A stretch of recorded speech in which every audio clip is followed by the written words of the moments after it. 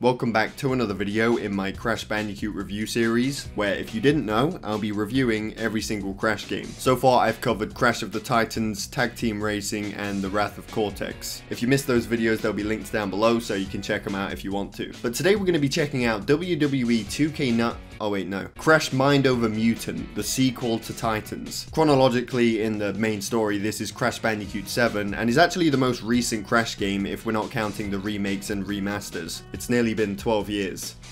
Please, can we have a new game? Now, I never really played this game when I was younger. The only thing I can remember is the beginning where Coco and Crunch get mind controlled, and that's about it. I can't remember why, I just never got into this game like I did with Titans, so unlike the other reviews, this will be my first time experiencing this game. As you all know, both of these games receive a lot of hate, but I'd say Mind Over Mutant gets more. That being said, let's hop right into it and find out why. As always, we'll start off with the story. In the beginning cutscene, we see Cortex send Nina to an evil public school. There's no dialogue in this cutscene. Most of the cutscenes are in a different style of animation, which I really liked. We then see Cortex reunite with an old colleague, Dr. N. Brio.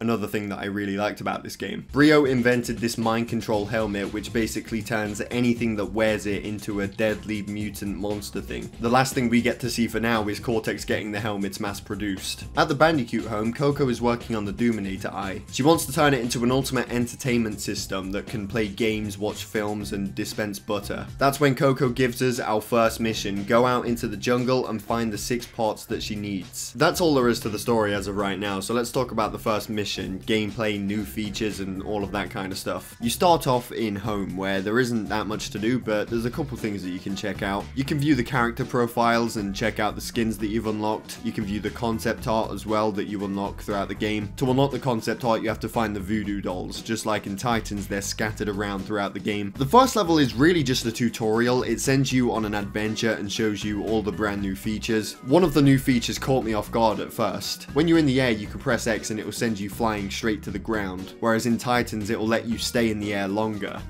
So the exact opposite. That change caught me lacking a few times, I will admit. You can unlock new attack upgrades when you collect a certain amount of mojo. If you want to earn extra mojo, you can do mojo challenges where you have to beat a little mini challenge in a certain time to get the reward. Moving on, in the first level, we get to use the underground digging feature. While you do have to use this in certain levels, it wasn't actually used that much throughout the game, or at least not in the main levels where you have to use it to progress with the mission. Breezing through the first mission, we finally give Coco the parts that she needs. She successfully makes that entertainment system, but when they turn it on, an advert plays. Are you tired of having too many gadgets cluttering your life? There's got to be a simpler solution. And now there is! Cortex and Brio trying to sell me something. I don't like where this is going. Disguised Cortex is advertising the mind control device that we saw earlier. He basically says, get rid of all this junk you have because this device can do everything. Conveniently, the helmet will be delivered to everyone on Wumpa Island for free, and Coco and Crunch don't even think twice about it. Come on, Bandicoots, if Disguised Cortex doesn't make you suspicious, then surely receiving a product for free will. After that, Crash collects the mail, and Coco and Crunch decide to put the headset on. It doesn't work on Crash, and Aku's head is too big for it to fit on properly. At first, they like the device because it can do what they said it would do in the advertisement. That won't last very long. Suddenly, Engine appears out of nowhere with a gang of ratnicians and basically says, kill Crash, and then he disappears. Coco and Crunch are too busy playing with the headset, so you have to kill them on your own. After you do that, the next mission is to find Engine, and this is actually where we encounter the first mutant in the game. The first one we encounter is a Ratsicle, who in this game has glowing red eyes full of rage and evil.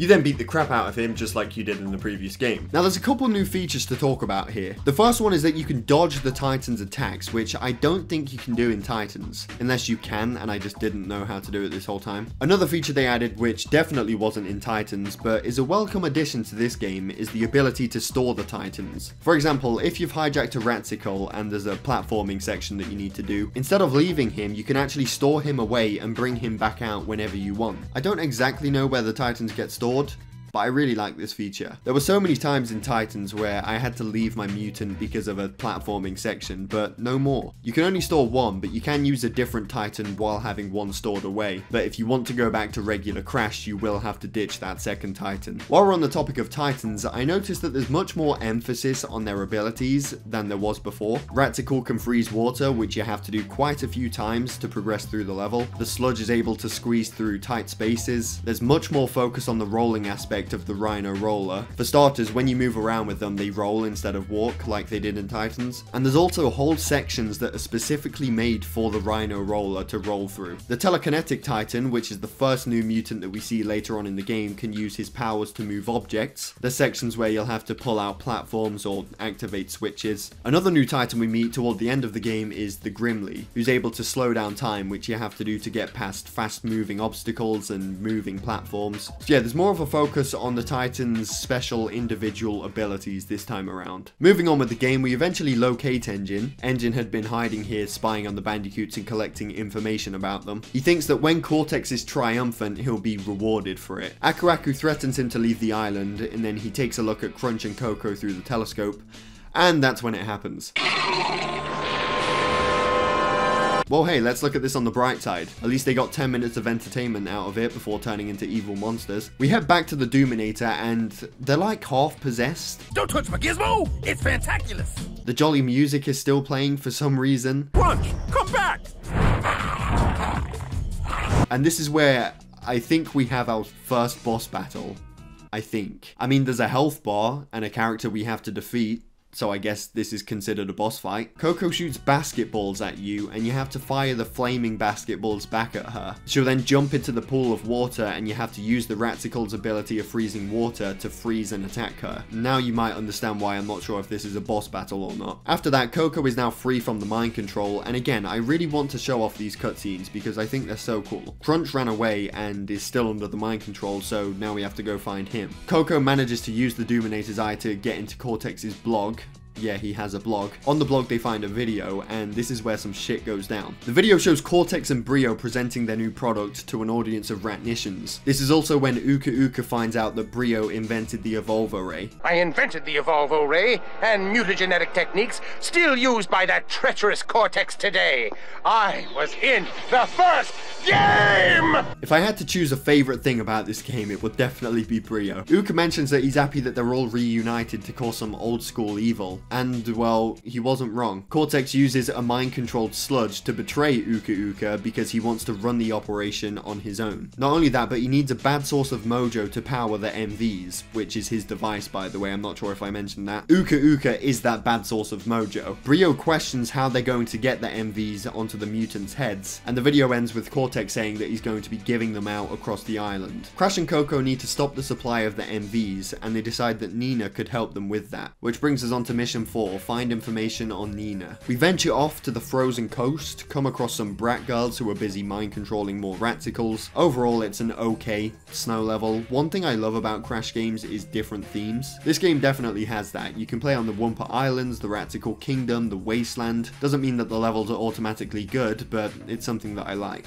After a bit of platforming, we reach the Ratical Kingdom where we meet some civilians. And I really like this. It's cool to see this side of the Titans, the civilians, the ones that aren't mind controlled. It's something more than just big evil monsters, you know? I feel like they could have done a bit more with it, like it included a bit more to explore and collect around the area, maybe a few more inhabitants to talk to, but regardless, I like the idea of it. A Ratical janitor tells us that there's a prison nearby, and Aku Aku thinks that it's somehow related to the evil school where Nina is. So now we gotta go to the ice prison, another okay snow level. I found out that Raticals can surf on shallow water in this level, which is sure. When we make it inside the prison, we eavesdrop on some brat girls who reveal where the entrance to the evil school is. The entrance is near the Ratical village where we just were, and this is where the new TK Titan is introduced, and we have to use his power to get back. I'm not too sure how I feel about this Titan, to be honest. I'm not really a fan of the design, but a Titan with this ability is pretty cool. Anyway, we make it back to the kingdom and find the entrance to the evil school. The problem is the gate is locked with roller switches, and the only way you can unlock it is by using the Rhino roller to spin it open. return. Interesting choice of security. This leads to two problems that I have with this game. The first one is the backtracking, which happens throughout the game, and this is where that begins. We have to go to the desert wasteland to find a rhino roller, but this whole world is connected. So we have to go back the way we came to get back to Wumpa Island, do a mission in the desert to pick up a rhino roller, back through the desert, back through Wumpa Island, and then back to the Ratical Kingdom. Now you came all this way to get to the evil public school, and you spend about 10 minutes there. It's literally about 10 minutes of gameplay before you leave and never return. You have this chase section at the beginning, which is nothing compared to the similar level in Twinsanity. When you make it to Nina, Akuraku begs for her help and he says he'll do anything for it. So she asks Crash and Akuraku to kiss, and I nearly turned off my game after going through all of that just for this. A real request is for Crash to protect her science project, and all you have to do is to destroy the machines, which takes about 60 seconds. Then she uses her device to track Cortex and Brio's location, and then we leave. This was such a disappointment because it's quite a cool location and it would have been nice to explore and spend more than just a few minutes there. Especially for how long it took to get there and the backtracking it involved, it felt like none of it was worth it. It was such a wasted location and it had so much more potential. Now I skipped over the level where you go to the desert, so I'll briefly cover that. You get to hijack the Scorporilla, which was my favorite mutant in Titans. We find the Rhino Roller and take it through the desert again. It's another decent level. You come across a Rhino Roller village, which, like I mentioned earlier, I'm a fan of these little villages, even though they didn't do much with them. We meet another familiar Titan, the Spike. On the way out, Akuraku spots a gate, which we'll come back to later because it's what eventually leads us to Crunch. We backtrack through the desert and all the way back to the Ratical Kingdom and open the roller gates, and then we eventually make it to Nina's school. It seems like a very nice and wholesome place. Laugh and point at the new girl. Again, man, this place would have been so cool to explore. Now that we know the location, we go back to that desert with the gate that I mentioned earlier. Of course, it does involve going back through familiar areas, but once you get the key for the gate, the game fades to black and just teleports you there. I think that must have been the moment that they realized. After going through the desert, we're blessed with another embryo cutscene. Over time, the disgusting heroes of this world, which I invented, me, not Cortex, read your Bible, I wrote it. This is the 5th location that we play in the Junkyard. It's the wreck of Engine's lair from Titans, and Brio is using all of the scrap to do this thing he calls recycling to make more MVs. In this level, you come across a sludge village. Who knew sludges had this much swag? And this is about where the second boss battle takes place, Crunch. Strike him with your large man hand!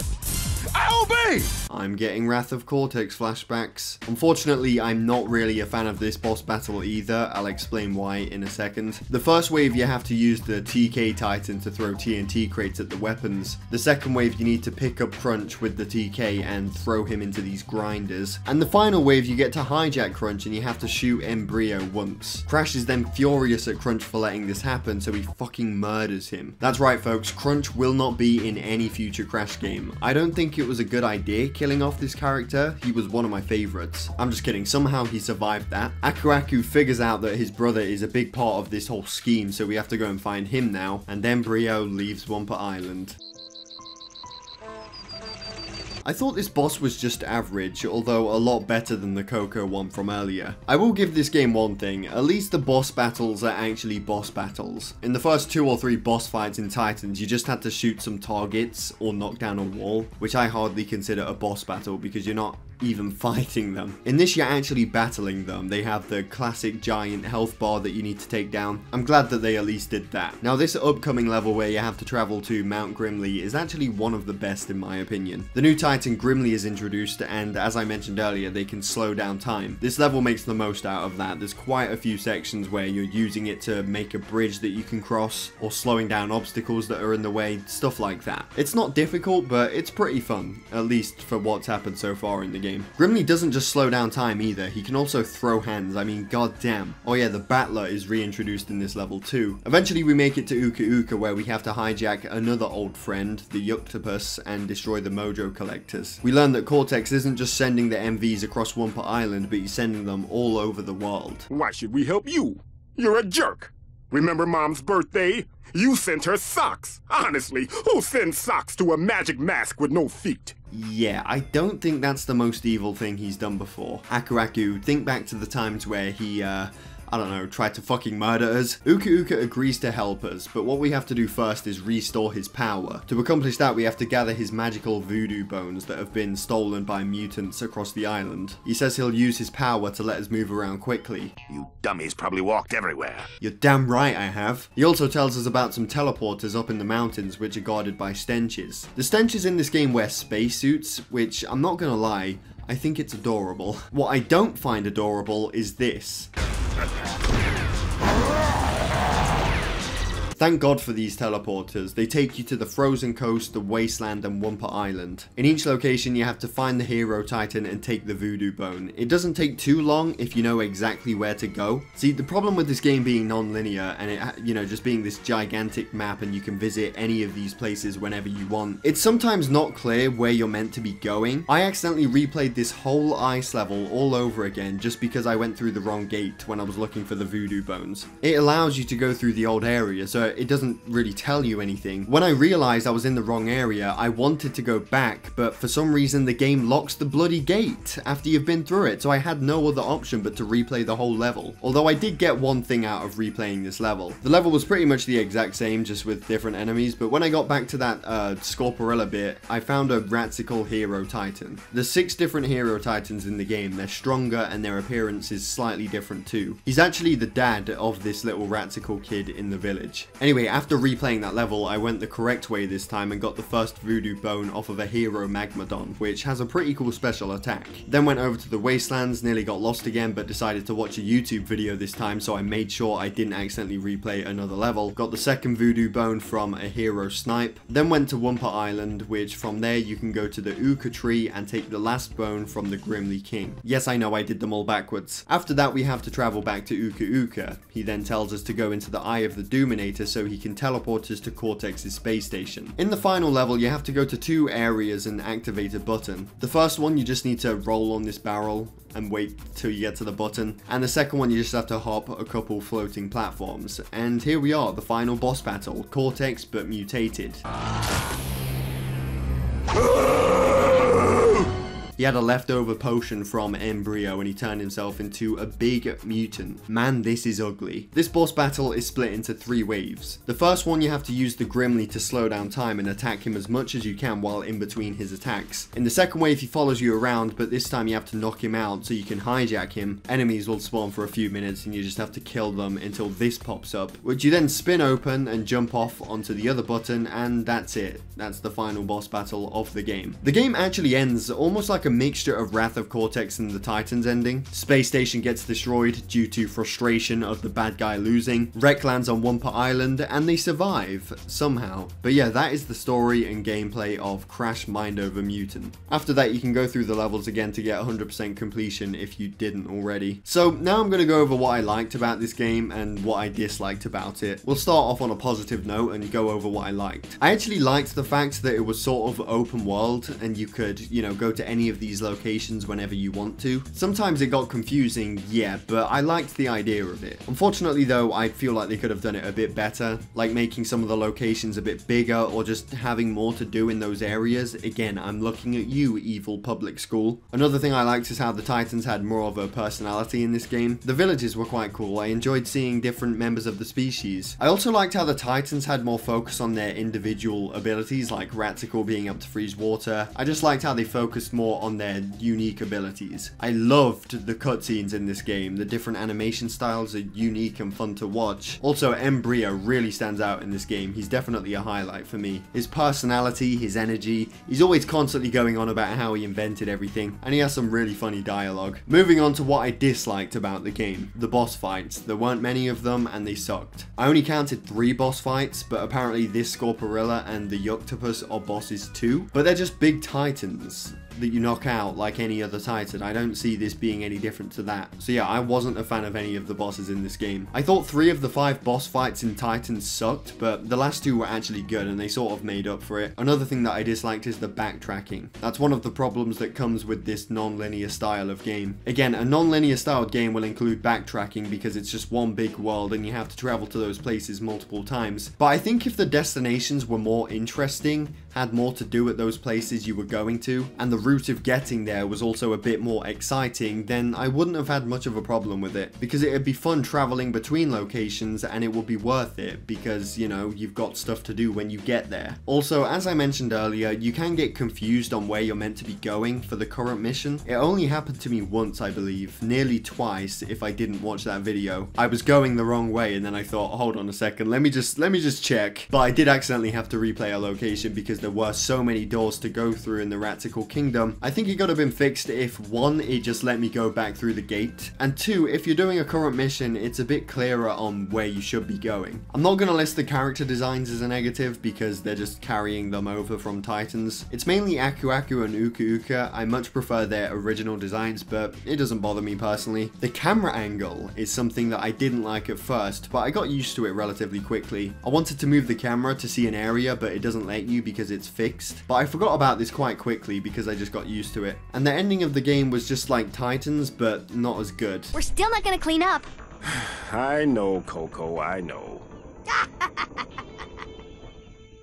So which one do I like more out of the two? Hands down Crash of the Titans, although Mutant did have elements that I liked more. Or should I say I would have liked more if they'd been a bit more fleshed out. Do I think it's a good game?